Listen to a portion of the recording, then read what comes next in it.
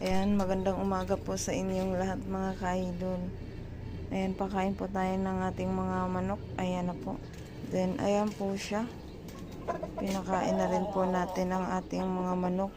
Yung isa mga ka-idol nakawala. Ayan yung dalawa. Ayan. Papaya sa taas. Di ko alam kung anong mangyayari dyan, kung lalaki ba yan or hanggang ganyan na lang siguro talaga siya. Tapos merong tatlo dito mga ka-idol, apat yan mga ka-idol apat yan, may dahon pa ng sili, tinumba na nila, apat yan mga ka-idol, kaya lang nakawala sila ngayon. Kinain yata ng aso kasi tingnan mo, ang dami balahibo dun sa may aso. Kinain yata nila doon.